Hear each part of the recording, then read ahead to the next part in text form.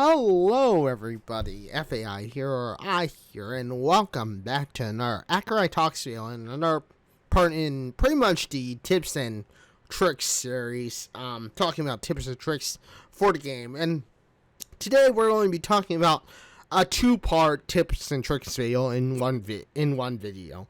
The first part is kind of a short part, which is FOV or field of view. Now, I know what you're probably thinking. You're probably thinking, just turn the field of view to 110 and you're going to be good. And no, this is not exactly true. In many ways, the field of view, at least my perfect field of view, is 80.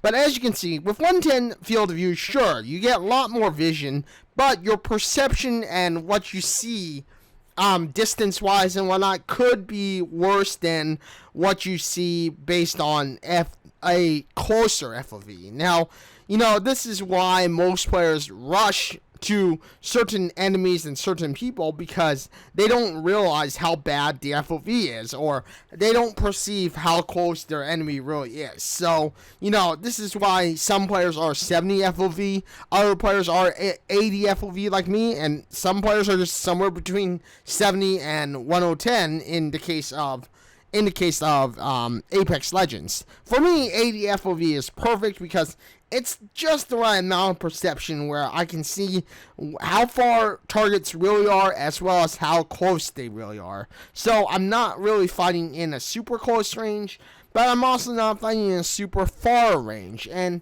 due to this factor, it means that we can, get a good perception of what's going on.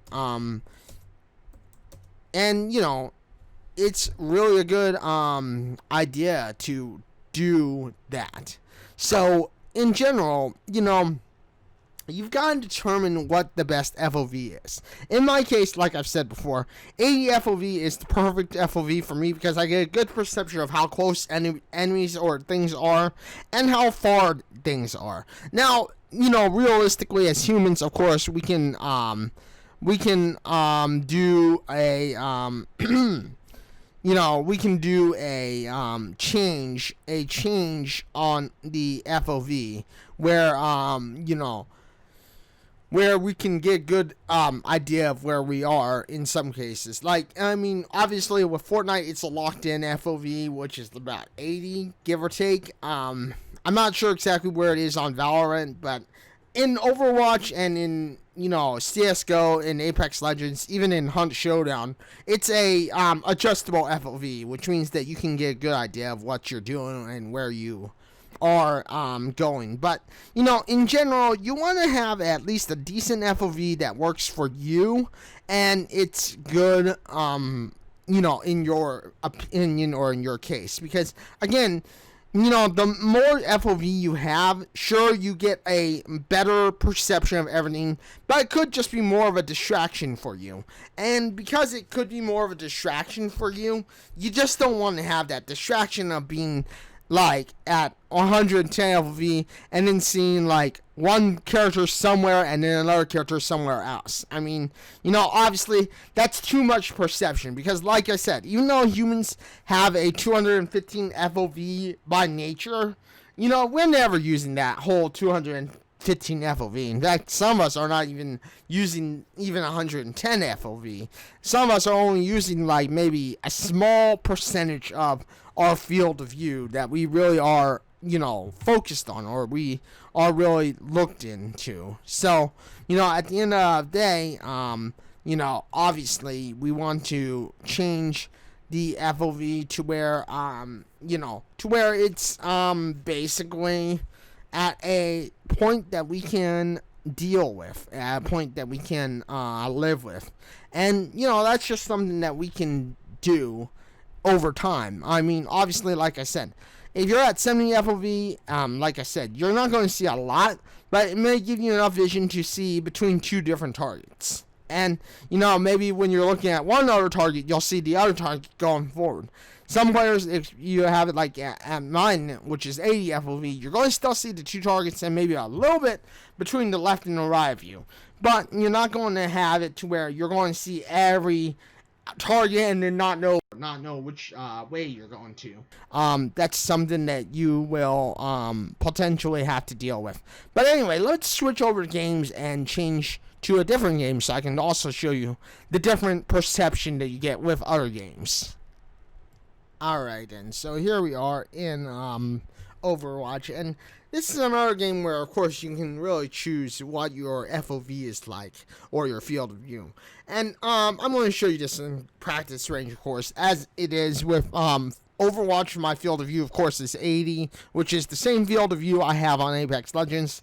And you can definitely see the difference between, like, the field of view. As you can see here, targets may look somewhat closer to you with this field of view, and, you know, to a degree, you may have a better perception of a closer target than you really believe. But as you can see, it's much easier to hit these closer targets because, again, your field of view is not so, wide that you'll see everything and you'll be distracted by everything. In some cases, like here, where you'll see me switch over to my FOV, you'll see me switch to like the 103 FOV, which is the max FOV you can get on Overwatch. And as you can see, yeah, sure, my field of view is a lot larger. I can see a lot more, but in general, it's just too distracting. For me, it's just too distracting, which is why I switched back to 80 FOV, because again, it's not as distracting for me to see everything.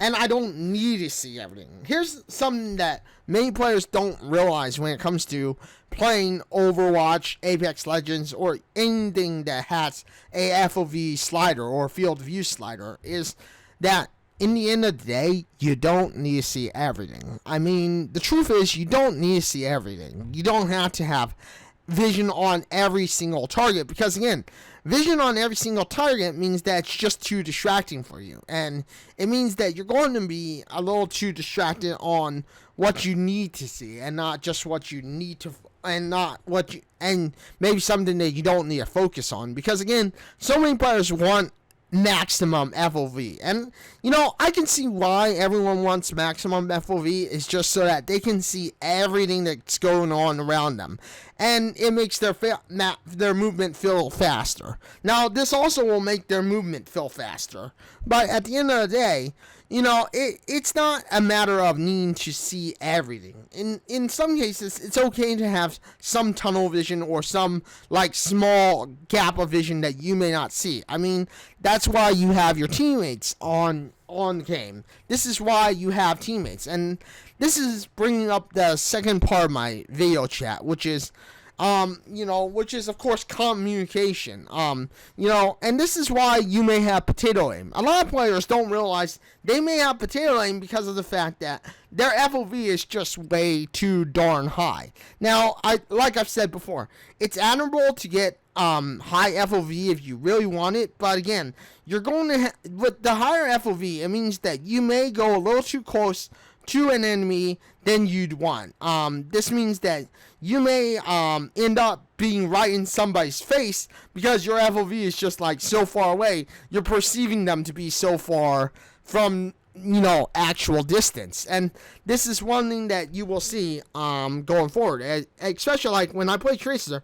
If I have 103 FOV, sure, I have vision on everyone, but again, my vision or how close I'm getting to a target may be too close to a target, and someone's just going to have an easy shot off me. This is just natural selection in some cases. This is just something that will happen. Whereas when you have a smaller FOV, and this is why I would highly suggest you get a small FOV and just slightly every day boost it up by 5 or 10 until you reach that point, that pinnacle point where it's like you have great perception and great accuracy. Because again, FOV affects your accuracy, it affects your sensitivity. Remember that, everybody, when you are playing any FPS game, including like Overwatch. It not only affects your perception, but it also affects your accuracy and what you are actually doing. So, it affects how your movement works, how close you're getting to a certain target. Because, again, with more FOV, this means that you're perceiving things farther away than you really are meant to, or than you really are need to. Which means that in the end, you could be getting way too dang close to someone, and all of a sudden it's like, oh crap, I got too close to that person. They have a freaking easy shot off me. So, this is why it's good to start off with a small FOV and then increase it over time until you get to that perfect pentacle point where you're in a good FOV versus and a good perception versus a bad a bad FOV or a bad perception of things. That's something that you can really work around and really work towards when it comes down to placement of everything in some way or another. So, that's what I mean by it's good to start off with small FOV and then, move into bigger FOVs over time. Move into a much bigger field of view if it's necessary. Don't do like a high field of view immediately, thinking like that's where I need to be. That's where I've gotta be when it comes to playing a FPS game. Start with a small FOV, whatever the lowest is, and then if it feels bad for you, or if it feels like it's not right for you, and you're feeling like you're just too sluggish or whatever, then start increasing it by like 2 or 3 every day, and then keep it like from day to day. Change the FOV as it's necessary. For me, obviously, I'm between 80 and 85 FOV, and that's the perfect amount of FOV for me because it gives me enough perception to see around corners, to see things that are going on, while also being able to see what is happening between certain points in certain areas. So, that's where I am. Now, some players may prefer the 110, 103, or highest FOV, and they may be able to work very, very well with it. But at the end of the day, not everyone can work well with that certain FOV, and not everyone can work well in that certain point of view. So, work with what you have and adjust as you see necessary. Now, I would say adjust slowly. This way you can, basically make a small adjustments and make your, gameplay work for you. Because again, that's what is important in any FPS game, is having the right field of view, the right sensitivity, and stuff like that. Now, let's move on to part 2 of this game, of this, talk or tips video, which is communication. Now, one thing about communication is too many players communicate the wrong thing and communicate things that are, well, at the end of the day, let's just face it, bad comms, bad communication, bad game decisions. Like, you see so many players who are saying something like, oh, this guy's one tap, or this guy's, low HP. But again, if your teammates are not that close to you, don't tell them that they're low HP or one tap, because again, you've got to listen to, is this person that you just knocked a little bit healing? Is this person gaining behind cover, regaining shields?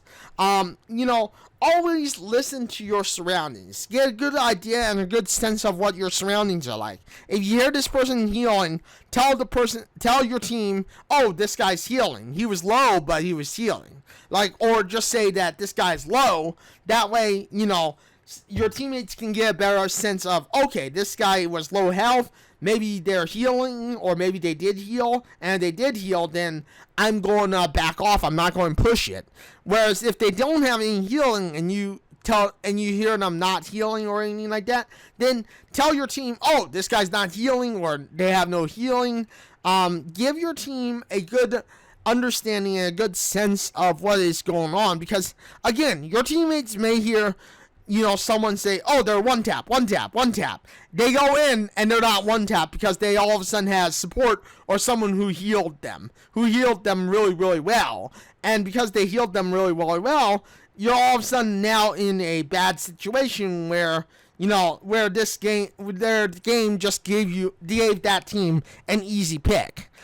You've got to have good understanding and good game sense before you even communicate. Make sure that you're listening to everything that is going on. If you hear someone healing, tell your teammates that they're healing. That way they can kind of get an idea of, okay, should I push this target or should I go for another a different opportunity?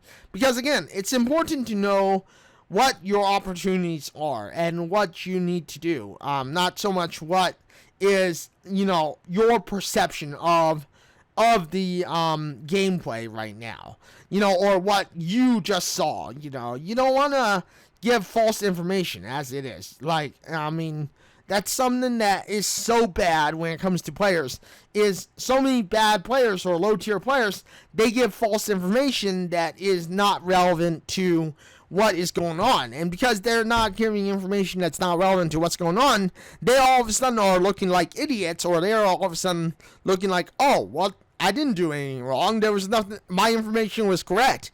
Yes, your information was correct maybe 10 seconds ago. But remember, you've got like 10 seconds or even maybe a little less than 5 seconds to have correct information, and then all of a sudden that information changes on a dime. So, when you are communicating, if you do communicate via comms or anything, make sure you have correct information before giving your team information that is 10 seconds old or even 3 seconds old. You never want to give your team information that's like 10 or 3 seconds old, because again, information changes on a dime. Nothing is ever set in stone, and because nothing is ever set in stone, you can never fully be sure that you have correct information. So it's best not to communicate unless you can give correct information via what you're hearing and via what you may be seeing as of the last time. So for instance, if someone was low health, say that they're low health, and then go into kind of assuming that they may heal. This way, your teammates can go, okay, they were low health, we may be able to push them. But then if you can hear them healing, tell them, oh, they're healing right now. Then they can kind of go, oh, readjust and say, okay, they're healing, or they did heal. So now they're going to be back to maybe full health, maybe they're going to be back to quarter health, or whatever. You've always got to have correct information. And this is one thing about communication that many people don't perceive very well. Many people make the mistake of. Many people are going to use this incorrect information because they may have been right maybe like 5 seconds earlier, but 5 seconds earlier is like 2 seconds behind, is like 2 seconds too late information. You've got to communicate the information the moment you see this moment happen, because then we're like 1 or 5 seconds ahead of the other teams, or the other players. Continuing with the talk about information and communication, that also goes with knowing your knowing your overall, if you will, your overall decision making when it comes to revives and stuff. If someone, like in Apex Legends, for instance, if you start to hear someone say, oh, they're reviving right now, or they're reviving here, if they're reviving, then all of a sudden you should readjust and say, okay, they're reviving now, I'm going to push instead of healing. I'm going to risk my health to take this team down. Because again, so many players don't ever push a revive when they hear someone is reviving. If they start to hear the revive, they don't push or risk their the thought of, okay, I'm going to push this fight just to try and be able to, maybe knock the team out, and then all of a sudden I'm going to be able to heal, get all the stuff that I need, maybe revive my teammates if they need to be revived, and all that other jazz. This is another thing about game sense, is too many players, all of a sudden, when they hear a revive, they're all of a sudden, okay, this is my time to heal. No, you're going to give, not only do you badly heal to try and get yourself back to full health, but you're also giving yourself a 2v1 situation, which is never good.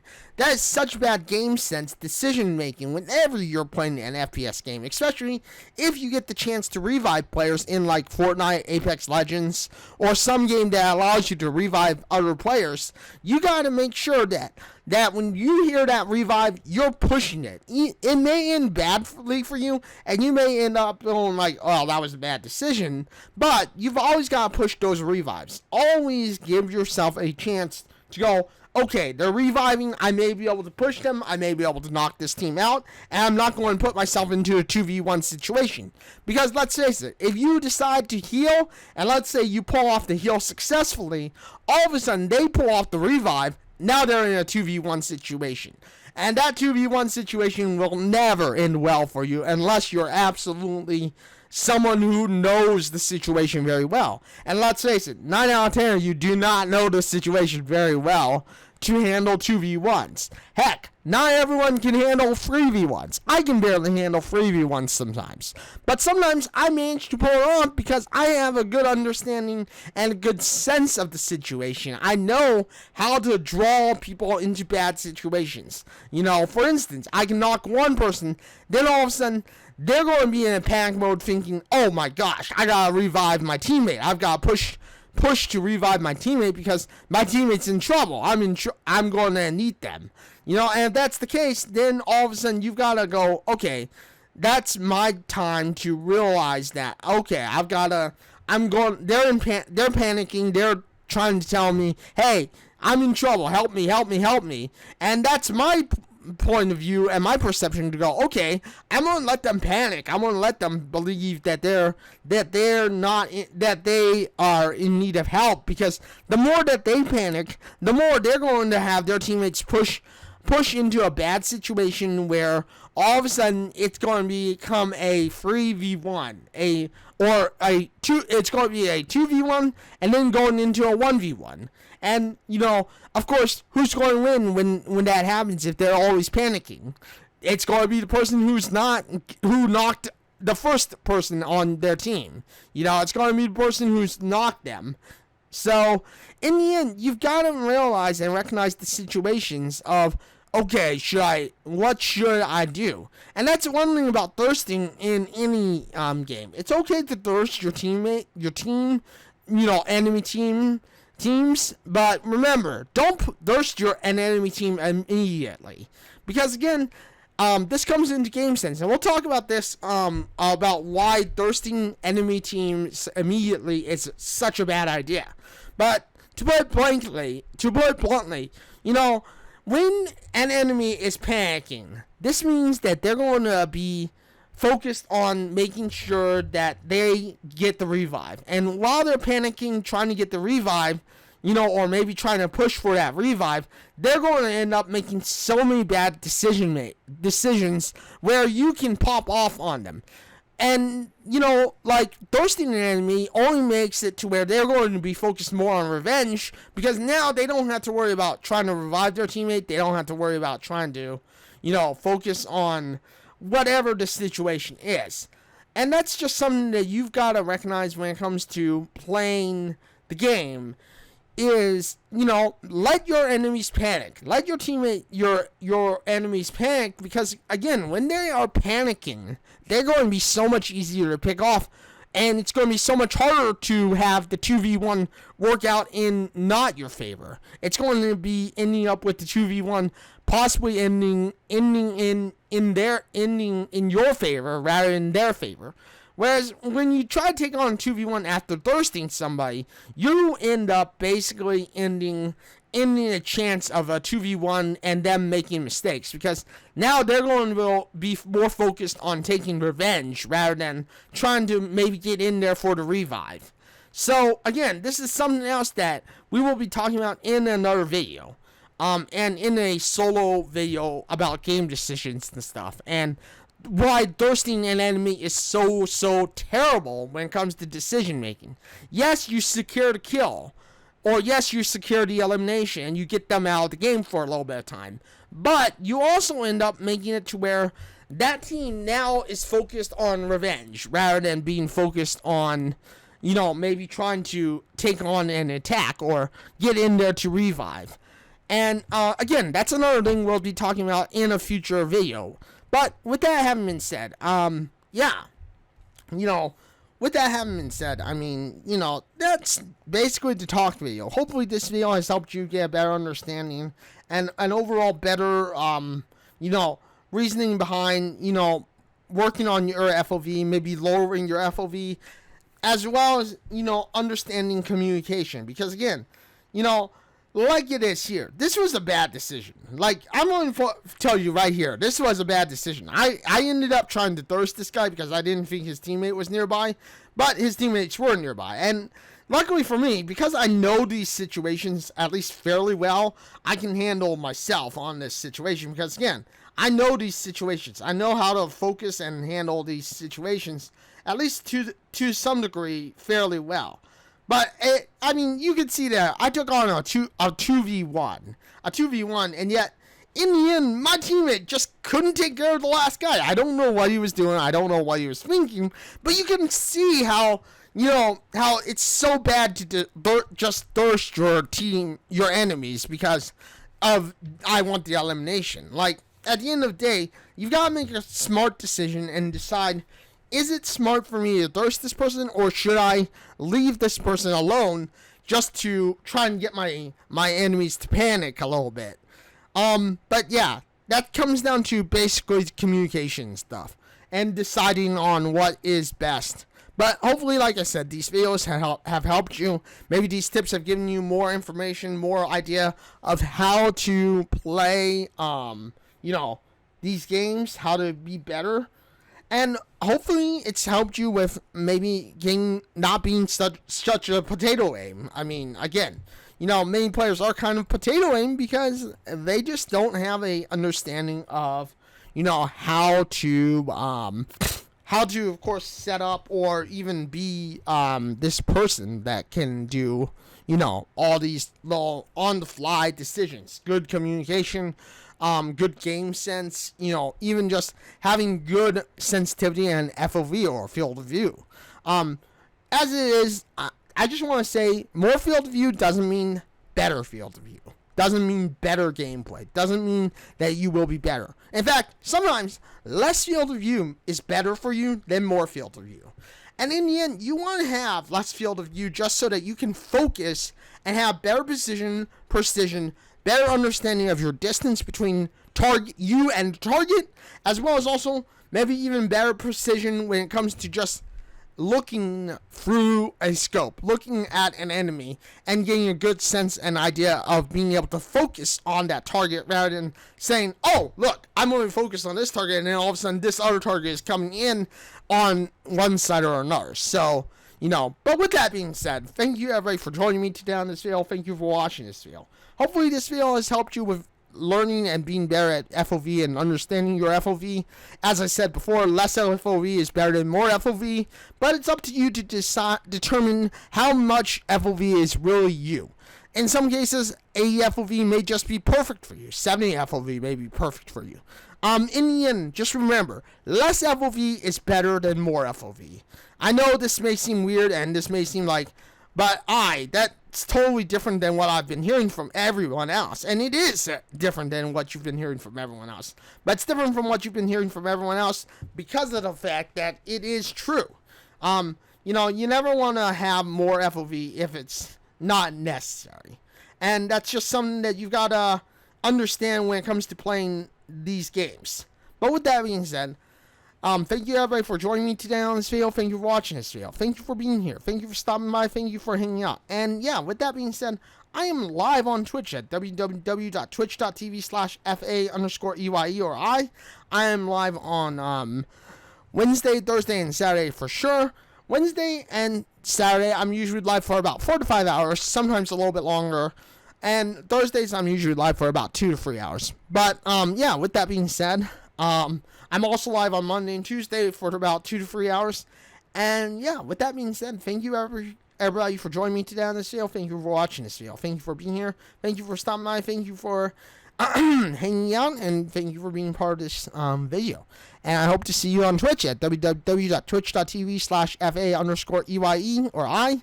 And until the next one, everybody, this is FAI or I, signing out and saying farewell, everyone.